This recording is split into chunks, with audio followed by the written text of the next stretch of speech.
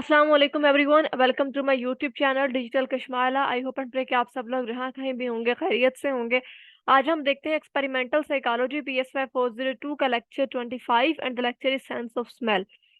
Sense of smell को study करेंगे हम। सेंस ऑफ स्मेल में डिफरेंट किस्म के न्यूरल कोड यूज होते हैं जिसके जरिए मैसेजेस जो हैं वो ब्रेन तक जाते हैं, उनके बारे में पढ़ेंगे। और फिर हायर ऑर्डर प्रोसेसिंग भी होती है जिसको भी हम स्टडी करेंगे।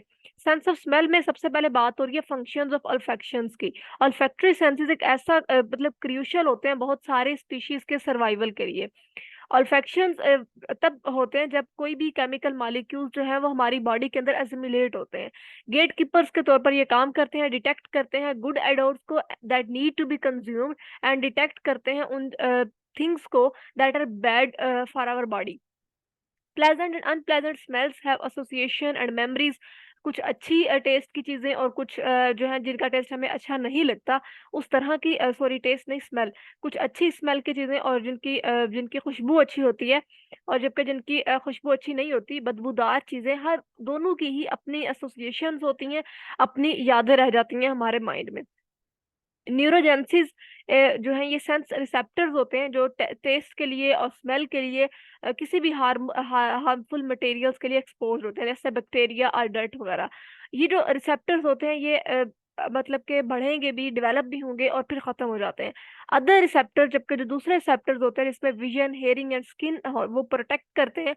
और receptors for smell and taste के लिए इनको रीऑन होने की जरूरत होती है, रीन्यू होने की जरूरत होती है, क्योंकि जो दूसरे रिसेप्टर्स होंगे जिसमें हमने देखा कि विजन, हेयरिंग वगैरह होते हैं वो तो प्रोटेक्ट कर रहे होते हैं, ठीक है, उन्हें रीन्यू होने की जरूरत नहीं होती। जबकि जो स्मेल एंड टेस्ट के रिसेप्टर्स होते हैं ये जैसे हमने देखा कि इनकी डेथ भी होती है, डेवलप होते हैं फिर डेथ भी होती है, तो इसलिए इनको रीन्यू होने की जरूरत होती है। ह्यूमन फेरोमोन्स की बात हो रही है। Chemical signals released by individual जो कि अफेक्ट कर रहे होंगे उसको फिजियोलॉजी एंड बिहेवियर्स को, किसी भी दूसरे इंडिविजुअल को, उसको फेरोमोन्स कहा जाता है। Menstrual Synchrony is experienced by women who live in work together often have menstrual period at about the same time। मतलब फेरोमोन्स क्या होते हैं कि जब अगर आपका किसी के साथ ताल्लुक है, ठीक है, या आप कहीं एक जगह पर रहते हैं, तो वहां पर हो सकता है कि सब लोगों का टेस्ट या स्मेल करने की जो सेंस है वो एक जैसी हो। जैसा कि उन्होंने कहा कि जो भी ऐसा ज्यादातर एक्सपीरियंस किया गया है कि वुमेन्स जो एक जगह पर काम करती हैं उनका जो मेंस्ट्रुअल साइकिल होता है वो सेम होता है।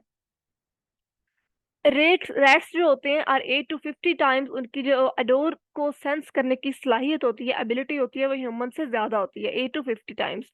जबकि डॉग्स की 300 to 10,000 टाइम्स वो ज्यादा सेंसिटिव होती है, और ये डिपेंड करता है उनके अडोरेंट पे।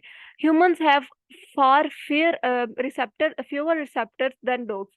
ह्यूमंस के जो रिसेप्टर्स हैं वो बहुत कम होते हैं, बहुत ज्यादा कम होते हैं डॉग से, क्योंकि ये जो जानवर होते हैं इस तरह के डॉग्स या रैट्स वगैरह वो ज्यादातर सूंघने के हिस्से ज्यादा काम लेते हैं, ठीक है, या सुनने की इनकी हिस्से ज्यादा तेज होती है। Only about 10 million receptors compare to 1 billion for dogs. अब identify odours. Human can discriminate between as many thousand 100,000 different adores. Knowing the correct label for the adore actually seems to transform our perception into the adore। यहाँ पर हम आगे भी जाके इसकी बात होगी कि हो सकता है कि जो भी अगर अडोर जो है वो डिफरेंट हो, ठीक है, उनकी स्मेल किसी और तरह से हो, लेकिन जो उन्हें लेबल किया गया होगा जिस नाम से, आपका माइंड उन्हें वैसे परसीव करेगा। Detecting absolute and difference thresholds for smell. Fourth choice method के एक चीज को पहले स्मेल करना और फिर दूसरी को करना, उनका कंपैरिजन करना। Anosmia, the loss of ability to smell as a result of injury और इन्फेक्शन। एनोजमिया क्या होता है कि जिसमें आपकी स्मेल की जो एबिलिटी होती है वो लॉस हो जाती है किसी भी इंजरी या इन्फेक्शन की वजह से। जैसे उन्होंने पिक्चर में दिखाया कि यहाँ पर 2 मॉलिक्यूल्स हैं जो फर्स्ट वाले हैं, that have the same structure, उनका स्ट्रक्चर तो बिल्कुल सेम है, लेकिन एक की जो स्मेल है वो लाइक मस्क है, मस्क आप कह लें कि संदल टाइप की खुशबू है, जबकि अदर इज अडोरलेस, उसकी बिल्कुल कोई भी खुशबू नहीं है। 2 मॉलिक्यूल्स विद डिफरेंट स्ट्रक्चर। उसके बाद बी स्ट्रक्चर में उन्होंने 2 मॉलिक्यूल्स दिखाए जिनका स्ट्रक्चर तो डिफरेंट है लेकिन उनकी जो स्मेल है वो सिमिलर है। Neural cord for olfactory system, the olfactory mucosa। mucosa एक डाइम साइज रीजन होता है जो कि हमारी नेजल कैविटी के हाई पे लोकेट होता है। इसके इसके सॉरी इसमें बहुत ज्यादा रिसेप्टर्स होते हैं, ऑल्फैक्शंस के रिसेप्टर्स, जो कि नेजल कैविटी के बिल्कुल रूफ पे पाए जाते हैं। Odorant molecules are carried into the nose in an air stream, air stream के जरिए से होता हुआ ये मतलब नोज में जाते हैं molecules, which brings these molecules into contact with mucosa. Olfactory receptor neurons, जिसको ORNS कहा जाता है, ये म्यूकोसा में और मौजूद होते हैं, जो कि सेल्स को सपोर्ट कर रहे होते हैं। यहाँ पर पिक्चर में उन्होंने दिखाया भी हुआ है कि ऑल्फैक्टरी बल्ब्स जो हैं वो ऑल्फैक्टरी म्यूकोसा से ऊपर होते हैं, पहले जो स्मेल है वो ऑल्फैक्टरी म्यूकोसा में इंटर होती है। अडोरेंट मॉलिक्यूल्स फ्लो करते हैं ओवर द ऑल्फैक्टरी म्यूकोसा में, जो कि 350 डिफरेंट टाइप्स पर मुश्तमिल होता है। 3 टाइप्स ऑफ ORNs की, जो कि यहाँ पर इन्होंने पिक्चर्स में दिखाई हैं, ये जो आपको सामने नजर आ रही हैं, ऑल्फैक्टरी म्यूकोसा लिखा हुआ है, एरोज लगे हुए हैं ऑल्फैक्टरी, क्योंकि यहाँ पर पता नहीं क्यों ब्लैक एंड वाइट है, जो ये PDF है, तो यहाँ पर वो कलर्स नहीं नजर आ रहे। ठीक है, तो ये जो 1 2 3 4 5 6 7 8 9 10 है, ये बेसिकली थ्री थ्री कलर्स में है। ठीक है, मतलब टोटल 3 कलर्स हैं, और फिर आगे उनको मतलब 3 एक कलर के हैं, 3 एक कलर के हैं, और फिर 3 एक कलर के हैं। ये मतलब रॉड्स एंड कॉन्स की तरह होती हैं, जो कि ऑरेंज बे प्रोटीन्स होते हैं, जो across the membrane receptors neurons के मेम्ब्रेन के साथ होते हैं। लाइंगा बक एंड रिचर्ड एक्सेल ने 2004 में नोबेल प्राइज रिसीव किया था इन फिजियोलॉजी में, जिसमें उन्होंने स्टडी किया था इन्हीं रिसेप्टर्स के बारे में, ऑल्फैक्टरी सिस्टम्स पर उन्होंने रिसर्च की थी। और जो ऑरेंज होते हैं ये सिग्नल्स को सेंड करते हैं, जिस स्ट्रक्चर को इस्तेमाल करते हुए उसको ग्लो मेरोली कहा जाता है, ऑल्फैक्टरी बल्ब में जो होता है।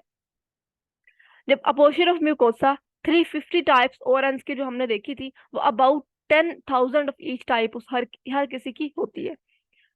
Techniques for studying olfactory process, olfactory process को स्टडी किस तरह किया जाता है? कैल्शियम इमेजिंग होती है, ऑप्टिकल इमेजिंग होती है। कैल्शियम इमेजिंग क्या होती है? जिसके अंदर कंसंट्रेशन ऑफ कैल्शियम आयंस के देखे जाते हैं, जो कि ऑरेंज के इनसाइड में इंक्रीज हो रहे होते हैं, जैसे ही रिसेप्टर का रिस्पॉन्स जो है वो सकिंग ऑल्फैक्टरी न्यूरॉन्स के केमिकल्स में जब वो रिसेप्टर्स डूब जाते हैं। Orange to fluorescence fluor sorry fluorescent green glow when expose to ultraviolet light, और तब ग्रीन ग्लो जो लाइट है वो ऑन होती है। जबकि ऑप्टिकल इमेजिंग जो है वो इस्तेमाल की जाती है सिर्फ large area of olfactory bulbs को मेजर करने के लिए, और देखा जाता है कि कितना मतलब how much red light reflect, कितनी रेड लाइट जो है वो रिफ्लेक्ट होगी।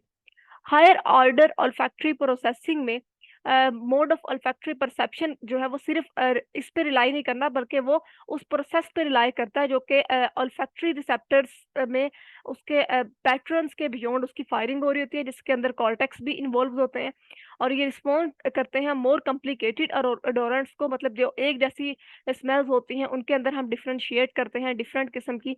फॉर एग्जाम्पल इन किचन में जब आप जाते हैं तो बहुत सारी स्मेल्स को एक्सपीरियंस करते हैं। अगर इफ्तार टाइम होगा तो aroma is created by more than 100 different molecules.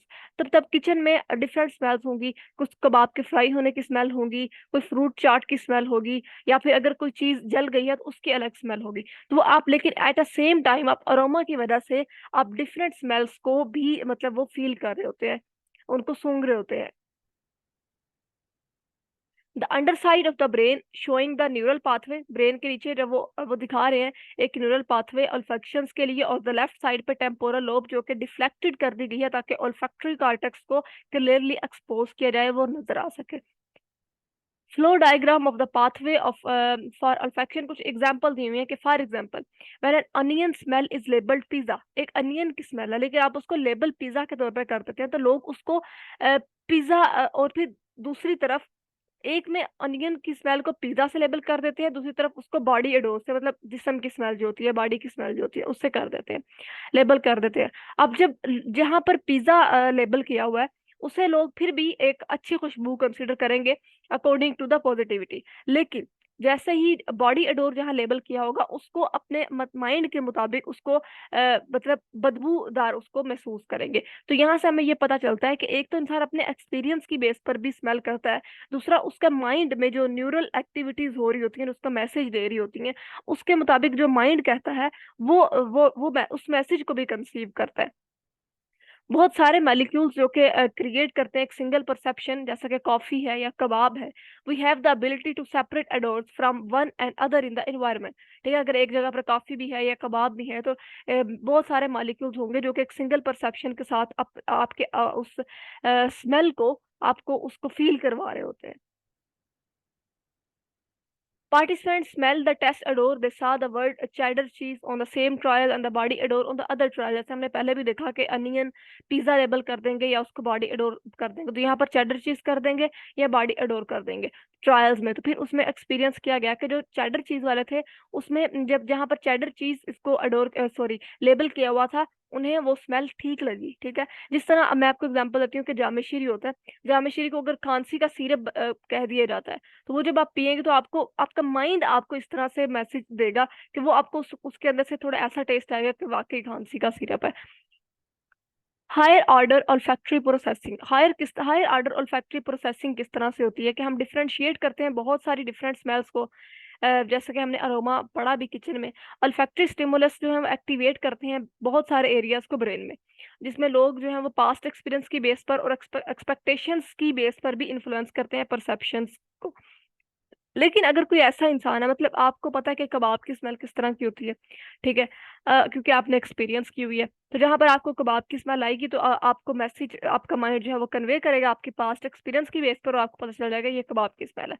लेकिन कोई ऐसा पर्सन इसने पहले कबाब खाए ही नहीं, उसे तो वो पास्ट एक्सपीरियंस की बेस पर नहीं होगा, वो तो जो एक्सपेक्ट करेगा, जिस तरह से उसको टेस्ट करेगा सबसे पहले और उसको स्मेल करेगा, वो मतलब उसको मैसेज माइंड जो है वो उसके किसी भी पास्ट एक्सपीरियंस की बेस पर उसको मैसेज कन्वे नहीं करेगा। जो रिसर्च की जाती है फिजियोलॉजी पर ऑफ हायर ऑर्डर प्रोसेसिंग में, ज्यादातर वो फोकस करती हैं प्रीफॉर्म कॉर्टेक्स पे एंड और ऑर्बिटो फ्रंटल कॉर्टेक्स पे। Preform cortex of the rat, यहाँ पर उन्होंने एक्सपेरिमेंट करके दिखाया हुआ है। और बात हो रही है कि जो म्यूकोसेंट olfactory बल्ब एक्टिविटीज हैं वो ज्यादातर लोकलाइज्ड होती हैं, लेकिन वो ओवरलैप नहीं होती ज्यादा ज्यादा कंपाउंड में, डिफरेंट कंपाउंड में। ठीक है, और इस ओवरलैपिंग एक्टिविटी का मतलब यह है कि जो पेरी फॉर्म कॉर्टेक्स होते हैं वो इन्वॉल्व होते हैं in the process of perceiving complex odours such as coffee और फ्रेंच फ्राइज। ये फिर डिफरेंट किस्म की ओवरलैपिंग एक्टिविटीज, डिफरेंट किस्म की अडोरेंट मॉलिक्यूल्स की डिफरेंट ओवरलैपिंग एक्टिविटीज से क्रिएट हो रही होती हैं। Areas in the olfactory bulb that are activated by various chemicals, a series of carbolic acid A में और B में series of aliphatic alcohols show करवाया हुआ है। हायर ह्यूमन कॉन्शियसनेस की बात हो रही है। Infants sense mothers smell before they recognise faces. जो इन्फेंट्स होते हैं, जो बहुत बच्चे होते हैं, बहुत छोटे इनबॉर्न बेबीज होते हैं, वो मदर से ज्यादा उसकी मतलब उनके फेस की पहचान से पहले मदर की खुशबू को पहचानना शुरू कर देते हैं। जो पेट्स होते हैं वो अपने मास्टर्स की, जो उनका मतलब कह सकते हैं कि केयर टेकर होता है, उसकी स्मेल को रिकॉग्नाइज करते हैं। और फिर कहा जाता है कि जो लोग वफात पा जाते हैं, उनके जो कपड़े रखे जाते हैं अलमीराज में या यहाँ कहीं पे भी, तो कहा जाता है कि उनमें से अभी भी उनकी स्मेल आती है। ऐसा होता है। Perfume and intimacy are closely linked होते हैं। इस तरह की जो खुशबू हैं जो कि एक रिलेशन बना में ज्यादातर ज्यादा इंटरलिंक्ड होती हैं। तो यहाँ पर खत्म होता है हमारा लेक्चर 25। आई होप कि आप लोगों को समझ आया होगा। मिलते हैं नेक्स्ट लेक्चर में। अपना बहुत सारा ख्याल रखें। खुदा हाफिज।